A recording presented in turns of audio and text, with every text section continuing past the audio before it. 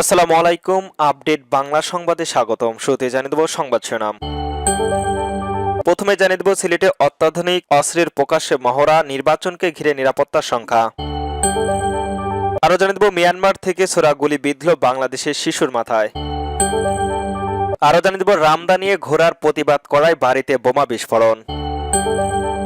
আরও জানিয়ে দেব হাসিনার আমলে নির্যাতনের শিকার, তাই বিএনপিতে যোগ দিলাম বলল আওয়ামী লীগ সদস্য। সর্বশেষ জানিয়ে দেব নির্বাচন প্রস্তুতিতে বিএনপি থেকে জামাতের জোট এগিয়ে, বলল নাহিদ ইসলাম। প্রিয় দর্শক, শুনছিলেন সংবাদ শিরোনাম, এবার বিস্তারিত। সিলেটে অত্যাধুনিক অস্ত্রের প্রকাশ্যে মহড়া, নির্বাচন ঘিরে নিরাপত্তার শঙ্কা। 11 জানুয়ারি 2026-এর তথ্য অনুযায়ী সিলেটের আসন্ন নির্বাচনকে কেন্দ্র করে সম্প্রতি ভারী ও অত্যাধুনিক অস্ত্রের প্রকাশ্যে মহড়ার খবর পাওয়া যায়, যা স্থানীয় জনমনে এবং রাজনৈতিক মহলে ব্যাপক নিরাপত্তার শঙ্কা তৈরি হয়েছে। নির্বাচন প্রচারণায় চলাকালীন বিভিন্ন এলাকার একদল যুবকের অত্যাধুনিক আগ্নেয়াস্ত্র সহ মহড়া দিতে দেখা যায়। এ ঘটনায় পর থেকে সাধারণ ভোটার এবং প্রতিদ্বন্দ্বী প্রার্থীদের মধ্যে ভীত ছড়িয়ে পড়ছে। অনেকেই সুষ্ঠু নির্বাচনের পরিবেশ নিয়ে প্রশ্ন তুলছেন। সিলেটের মেট্রোপলিটন পুলিশ ও জেলা প্রশাসক জানিয়েছেন, অবৈধ অস্ত্র উদ্ধার ও সন্ত্রাসীদের গ্রেপ্তারের বিশেষ অভিযান শুরু হয়েছে। গোয়েন্দা নজরদারির বৃদ্ধির পাশাপাশি সতর্কতার সঙ্গে এলাকাগুলোতে অতিরিক্ত পুলিশ মোতায়েন করা হয়েছে। নির্বাচন কমিশনার স্থায়ী প্রশাসনের কঠোর ব্যবস্থা নেওয়ার নির্দেশ দিয়েছেন, যাতে অস্ত্রের প্রভাবমুক্ত একটি নির্বাচন সম্পন্ন করা সম্ভব হয়।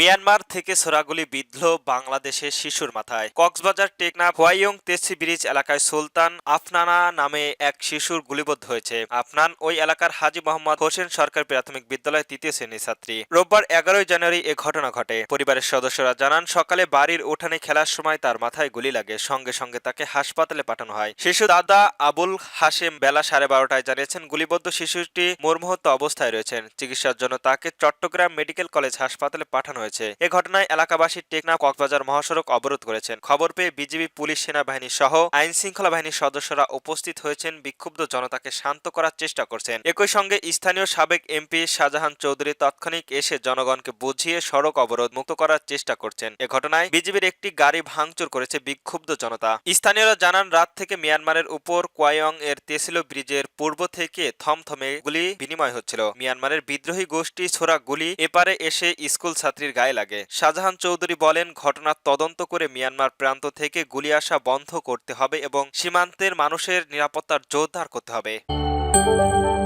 রামদা নিয়ে ঘোড়ার প্রতিবাদ করায় বাড়িতে বোমা বিস্ফোরণ। নারায়ণগঞ্জে ফয়তুল্লাহ রামদায় প্রকাশ্যে ঘোরাঘুরির প্রতিবাদ করায় গভীর রাতে ঘুমন্ত পরিবারকে ঘরের শক্তিশালী বোমা নিক্ষেপ করেছে সন্ত্রাসীরা। এ সময় বোমা বিস্ফোরণ হয়ে কেউ হতাহত না হলেও থাই গ্লাসের জানালা ভেঙে ঘরের আসবাবপত্র ছিন্ন বিচ্ছিন্ন হয়ে যায়। ফয়তুল্লাহ চিতাশাল মুসলিম পাড়ার এলাকায় হানিফ মিয়ার বাড়িতে ঘটনা ঘটে। প্রত্যক্ষদর্শীরা জানান, মুসলিম পাড়ার এলাকায় ইতালির বাড়ির ভাড়াটিয়া মিজানুর ছেলে নামে ও রোমান নামে দলবল নিয়ে মাদক ব্যবসা করেন। আর মাদক ব্যবসায় কেউ যাতে বাধা না দেয়, এজন্য সন্ধ্যার পর প্রকাশ্যে দেশীয় অস্ত্র রামদাও নিয়ে ঘুরে বেড়ান নাইম। শনিবার সন্ধ্যার পর হানিফ মিয়া বাড়ির কাছে চায়ের দোকানে দাঁড়িয়ে এক হাতে রামদা নিয়ে আরেক হাতে চা খাচ্ছিলেন মাদক ব্যবসায়ী নাইম। এ সময় হানিফ মিয়ার ছেলে গার্মেন্টসের শ্রমিক সেলিম সন্ত্রাসী কর্মকাণ্ডের প্রতিবাদ করেন। এতে সেলিম মিয়াকে রামদা নিয়ে কোপানোর চেষ্টা করেন। তখন সেলিম মিয়ার বাবা হানিফ মিয়া রামদা ধরে ফেলেন। এ সময় নাইম ও তার ভাই রোমান দলবল নিয়ে হানিফ মিয়াকে ডান হাতে ছুরিঘাত করে হত্যার হুমকি দিয়ে চলে যায়। এরপর রাত 1টার দিকে হানিফ মিয়ার ছেলে সেলিম মিয়ার ঘরের থাই গ্লাস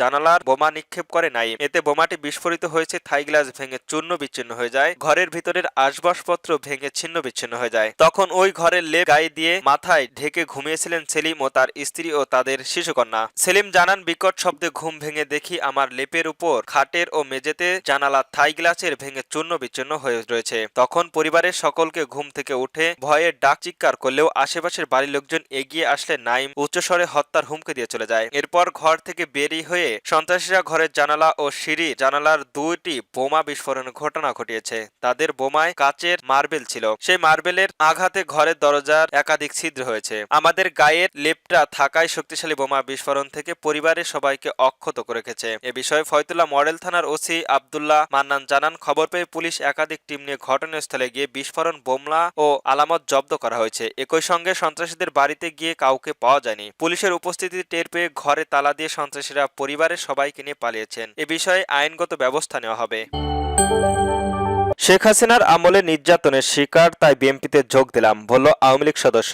শরীয়তপুরে আওয়ামী লীগ যুব শক্তি ও যুব সহিংসতার শতাধিক নেতাকর্মীরা বিএনপিতে যোগ দিয়েছেন। সদর উপজেলার বুড়িহাট এলাকায় খালেদা জিয়ার রুহের মাগফিরাতের কামনার আয়োজিত দোয়া অনুষ্ঠানে শেষে তারা আনুষ্ঠানিকভাবে বিএনপিতে যোগদান করেন। এদের মধ্যে ছিলেন জেলা আওয়ামী লীগের সদস্য সচিব মজিবুর রহমান খোকন, জেলা যুব শক্তি সংগঠন রেজাউল করিম আবিদ ও বাংলাদেশ জাতীয় পার্টির সহযোগী সংগঠন যুব সংহিত সচিব ও সিয়াম সহ শতাধিক আরো অনেকেই। স্থানীয় সূত্রে জানা যায়, শুক্রবার রাতে শরীয়তপুরের বুড়িহাট এলাকায় সাবেক প্রধানমন্ত্রী খালেদা জিয়ার রৌফের মাগফিরাত কামনায় দোয়া মাহফিলের আয়োজন করায় আঞ্চলিক বিএনপি ও সহযোগী সংগঠনের নেতাকর্মীরা। এ সময় অনুষ্ঠানে অংশ নেন বিএনপির চেয়ারপারসন তারেক রহমানের একান্ত সচিব ও শরীয়তপুর ৩ আসনে বিএনপির মনোনীত প্রার্থী মিয়া নুরুদ্দিন আহমেদ অপু ও জেলা বিএনপির সাংগঠনিক সম্পাদক ও শরীয়তপুর ১ আসনের বিএনপির মনোনীত প্রার্থী সাইদ আলম। দোয়া মাহফিল শেষে জেলা আওয়ামী লীগের সদস্য মজিবুর রহমান খোকন, জেলা যুব শক্তির মুখ্য সংগঠক রেজাউল করিম আবিদ ও বাংলাদেশের জাতীয় পার্টির সহযোগী সংগঠক যুব সংহিত সদস্য সচিব মোহাম্মদ সিয়াম তাদের নেতাকর্মীদের দিয়ে আনুষ্ঠানিকভাবে বিএনপিতে যোগদান করেন। এদিকে তাদের যোগাযোগ এবং যোগদান করার রাজনৈতিক অঙ্গনে ব্যাপক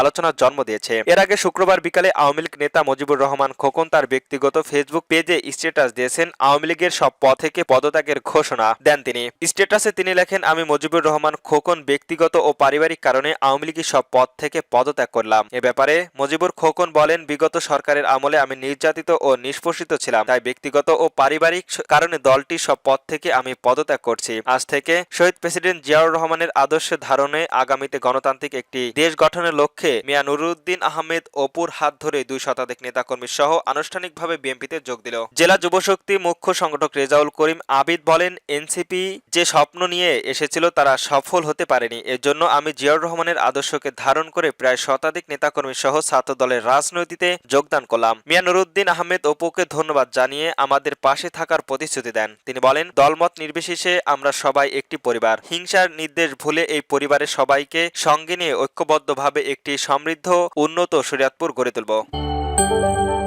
নির্বাচনের প্রস্তুতিতে বিএনপি থেকে জামাতের জোট এগিয়ে, বলল নাহিদ। আসন্ন জাতীয় সংসদ নির্বাচনের প্রস্তুতিতে বিএনপির জোট থেকে জামাত ইসলামের ও জাতীয় নাগরিক পার্টি এনসিপির জোট অনেক এগিয়ে বলে দাবি করেছেন ঢাকা ১১ আসনের প্রার্থী ও এনসিপির আহ্বায়ক নাহিদ ইসলাম। দুপুরে রাজধানীর হোটেল ইউরোপীয় ইউনিয়নের নির্বাচন পর্যবেক্ষণের প্রতিনিধি দলের সঙ্গে বৈঠক শেষে এমন মন্তব্য করেন তিনি। ইনকিলাব মঞ্চের মুখপাত্র শরীফ ওসমান হাদির হত্যার খুনিদের বিচার না হওয়া পর্যন্ত নিরাপত্তাহীনতা বিরাজ করছে উল্লেখ করে নাহিদ ইসলাম বলেন, নিরাপত্তাহীনতার মধ্য দিয়ে মাঠে কাজ করা যাবে। নির্বাচন প্রস্তুতিতে আমি বলবো বিএনপি জোট থেকে জামাত ও এনসিপির জোট অনেকখানি এগিয়ে। নাহিদ ইসলাম আরো বলেন, ইউরোপীয় ইউনিটকে জানিয়েছেন, লেভেল পেয়ারিং ফিল্ড নিয়ে আমাদের এখন পর্যন্ত আত্মবিশ্বাস নেই। একটি বিশেষ দলকে সুবিধা করে দিতে সিগন্যালি করা হচ্ছে বলে অভিযোগ করেছেন তিনি।